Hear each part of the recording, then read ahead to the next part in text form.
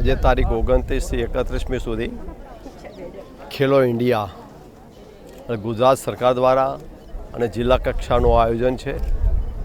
એની અંદર અનેક ખેલાડીઓ ભાગ લેવાના છે અને ખેલાડીઓ પોતાના બુલંદ હોંસલા સાથે મેદાનની અંદર ઉતરતા હોય છે કે જીતવું છે.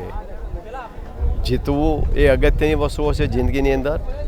અને આપણા લોકલાડીલા વડાપ્રધાન શ્રી નરેન્દ્રભાઈ મોદીનું સ્વપ્ન છે કે 2047ની અંદર વિકસિત ભારત કરવું હોય તો મારા ભારતીય તમામ ભારતીયો પણ ફિટ હોવા જોઈએ. અને આ ભારતીયો ફિટ હોય તો વિકસિત ભારતમાં એક અમૂલ્ય ફાળો એમનો કહેવાય. અને દરેક ભારતીય આજથી આ ખેલાડીઓની સાથે રમતગમત સાથે એમણે પણ ફિટ રહેવાના એક સંકલ્પ લીધા છે.